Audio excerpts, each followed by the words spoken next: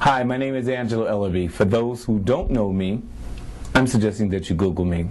Not trying to be arrogant, but I want you to see that I'm not a Johnny-come-lately to this music community, nor to the situation that I'm addressing. I found my company, Double Exposure, on principles once taught by Berry Gordy.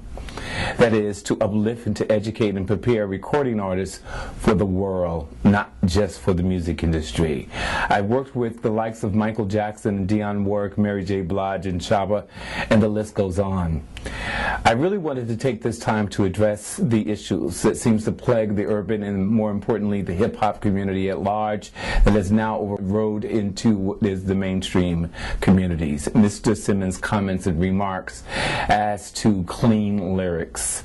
I have such a problem with how Mr. Simmons and his board of selected trustees, i.e. Kevin Lowes, and so many of my African brothers who have gone to take a leap in a direction that had been already directed by Dolores C. Tucker, Dionne Warwick, and Calvin Butts some 20 years ago. We, including myself, sat before the world and told the world how important it was for us to educate and stimulate and motivate our hip-hop community to positive lyrical contents. We marched from record company to record company, from meeting to meeting, from city councils to Congress, from Congress to the White House, to really explore our various contributions that we were trying to make and how we wanted to enhance what it was that needed to be within the hip-hop community. We were never ever haters of hip-hop. We wanted hip-hop to be heard, but we wanted it to be heard in a light that it could be appreciated. We wanted our young children today to be a part of a community, that is the hip-hop community, that they can stand proud about. I have problems where there is issues like this that had developed 20 years ago and how somebody wants to come back and address the issues 20 years later like a step-infested show. I wanted to find out why it was that in the Oprah Winfrey 2-day special that we didn't go after those Jewish leaders, those who are owning those record companies. We brought together those people who are even no longer a part of the music industry but serves as a spokesperson for the music industry. Understanding contributions but understanding what is current and what is not current is where my problem is.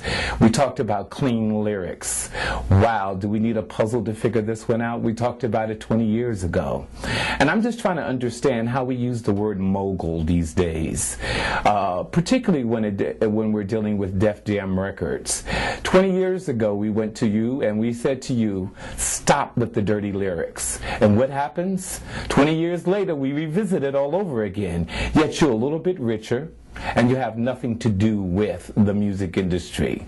You have what is a youth summit. I'm trying to understand, in this day and time, and this billion-dollar industry that we've created called the hip-hop community, why is it that this summit, youth summit that you have, not addressed these kinds of issues like clean lyrics 20 years ago?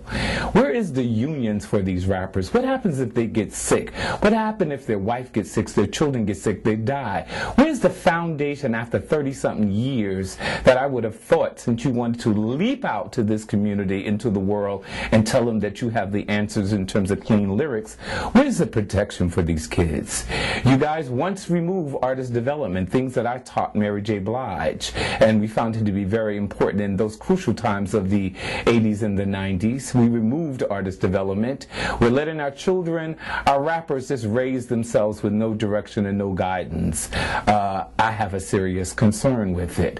When all of this was addressed so many years ago, I would like to have a meeting with you and your team of professionals at your youth conference and really sit back down with Reverend Calvin Butts, Dionne Warwick, myself, and your people, and really have a meeting of the mind and come with solutions. We cannot tell people not to use these words, sir, when you have allowed them to use these words for your richness for over 30 years. Let's come up with a solution. Not a remedy, but a solution to the problem. That's my invitation to you and my invitation to the world to get involved into what is happening today in our hip-hop community with children at large. We need to care about them, and we need to understand that women serve of a great importance in our society, and particularly women that are African American descent.